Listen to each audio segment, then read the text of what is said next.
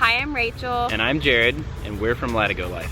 We sold our 1,800 square foot house in the city and about 60% of our belongings, along with my 68 Camaro, and moved into a 1,000 square foot house in the country. We were overwhelmed with too much stuff, too many expenses, and not enough time for the things that matter to us. We had over $32,000 in student loan debt, and we're consistently keeping $5,000 or so on our credit card every month.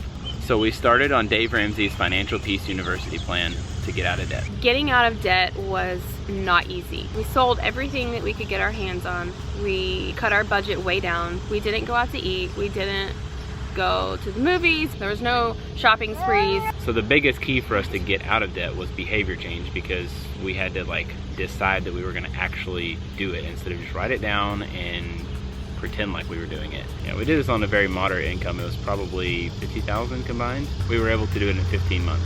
We became debt-free of everything but the house in September of 2011, and then June of 2014 is when we paid just below the $100,000 mark on our house.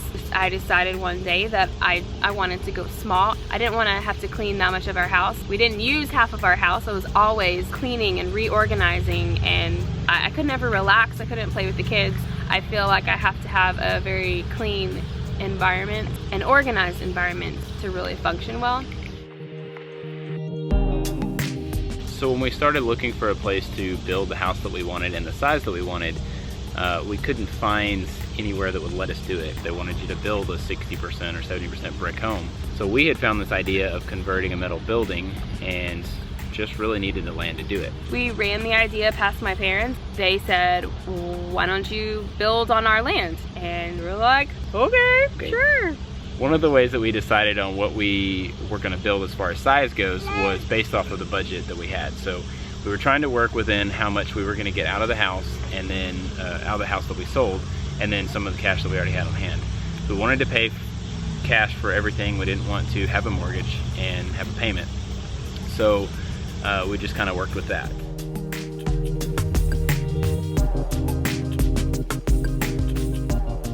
Okay, so this is our house. Let's go see.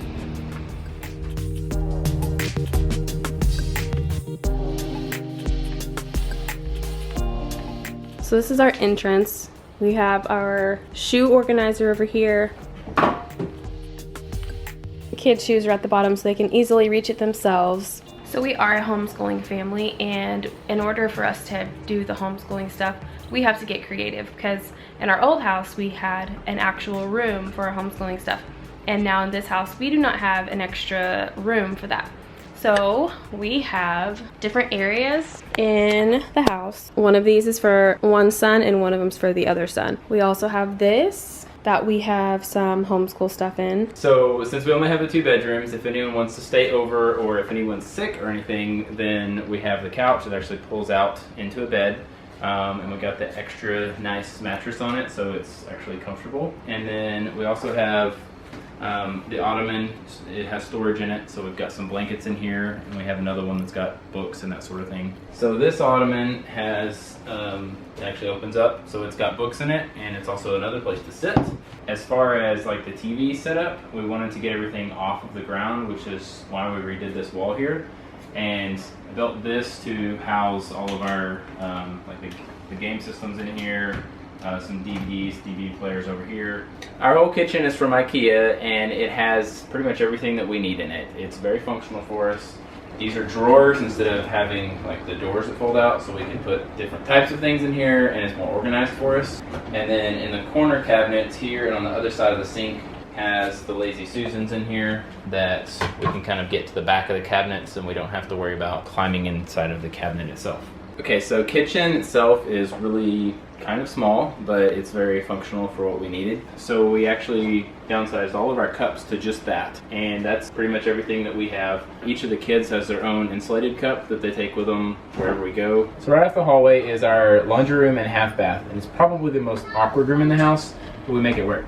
So we've got a washer and dryer, some shelves for games and laundry stuff. Over on this side we've got toilet, sink, and shelf. So like I said, kind of an awkward room, but it works. This is the hallway, and we made it extra wide so that it didn't feel so cramped in our already small house.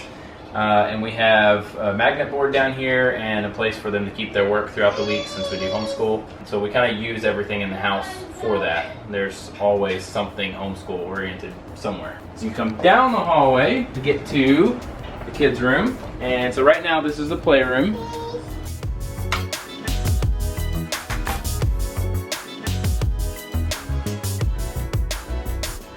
Over here we've got some more homeschool stuff. There's a map from the little passports, one for the older boy and one for the younger. And so they kind of come in here and do their little passport stuff. And then just some little tool bench. There's a couch to read on in here. And then we've got the loft up here, which is a big piece of the room.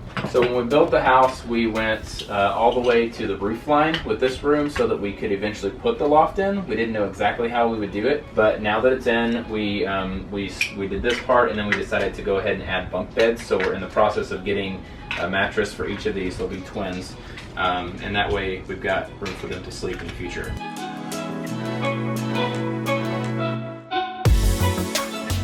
Okay, so on the second level up here is where we have Legos, and we call this the Lego loft. So they've got their table, they've got kind of some railing here to put their creations, and then there's some organization stuff up here for that, and even some extra tubs. This lower level of the loft is where they can come and do like art or coloring or things like that. We've got this flip up table that kind of gives them a little space to do that, and lowers down if they need to do something else up here, like play games. I added this little ladder here because number 2 here is very clumsy, so I wanted to make sure that he had a secure way to get up here. The third level is really just for laying down, reading books. They can play games if they want, and the bookshelf up there actually slides out completely, and there's some attic space behind that.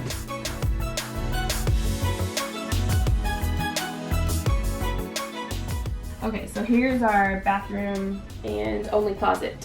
I really like the size of our bathroom. I feel like it works really well. We did a whole lot of downsizing in our bathroom. All of our cabinets and closets were filled with so much bath stuff. And when we downsized, this is all we have for bath stuff now. So we don't have any closets in here yet. We may eventually do that. But we do have our shelves for our towels and some more up there for the shower.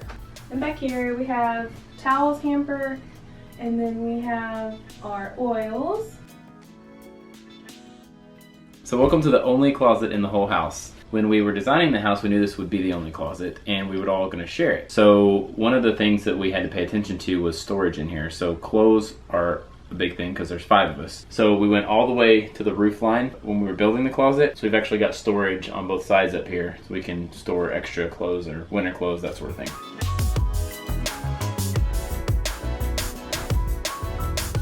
This whole section here is Rachel's. Over here is where her vanity was. Originally we had a shelf that came all the way across, and she thought she wanted somewhere to sit. Now we're changing all that, and I am in the process of doing that. So this is a really good example of if something's not working the way that we needed it to, we just go change it up. Over here is the middle boy, his section, so he wanted to be able to get to his, so we originally had it higher and we moved it down here. So that was one thing that we changed in here to function the way he wanted it to. And we actually downsized a ton of books when we moved. That was a huge part of our downsizing, was getting rid of books. And this is what we were left with, so we kind of picked our favorite ones, and that's all we have now. The entire closet is from IKEA, and we wish the closet itself was a little bit wider, but the way everything is in here functions just fine, and we kind of deal with the width of it the best we can.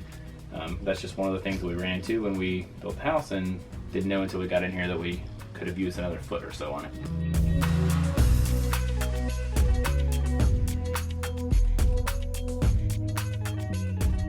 This is our bedroom, and this is the season of life that we're in. We all sleep in one room right now, and it's just easier when you wake up in the middle of the night. The kids wake up in the middle of the night, just tend to them, and then they roll over, go back to sleep. Underneath her bed, Jared made this to have space for blankets or stuff like that. So we decided to use this little cutout area. We made her a little closet area, and she has her other stuff in the drawers. Like we have cloth diapers up here, just a way to keep the baby organized.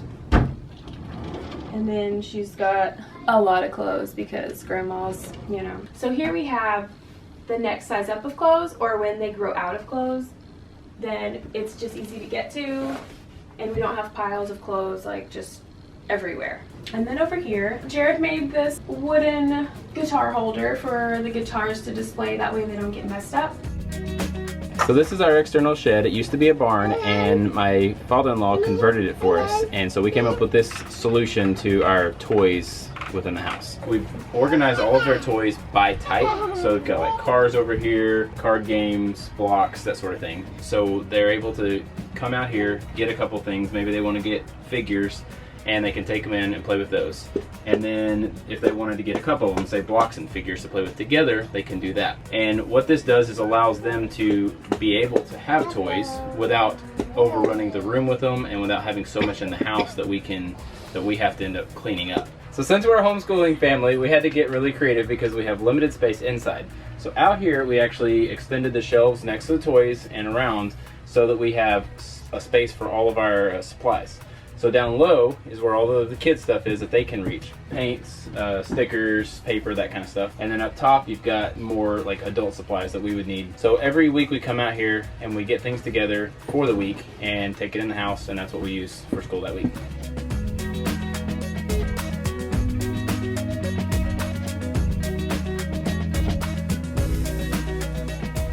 One of my favorite things about our house is that it takes 30 minutes to clean the whole house. That leaves all the time in the world for anything else that we want to do.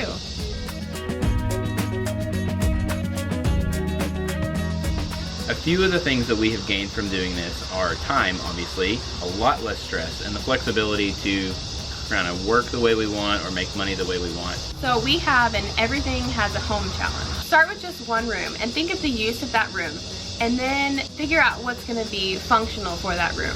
Anything that does not have a home, get rid of it. Donate it, sell it. Heck, you could even put it in a box and look at it in 6 more months. But if you're not actively using it, and if it does not actively have a home right now, then get it out. We're just normal people with a pretty small income, but we decided we wanted to have more out of life, and so we took the necessary steps to make those changes, and now we are living the life that we want.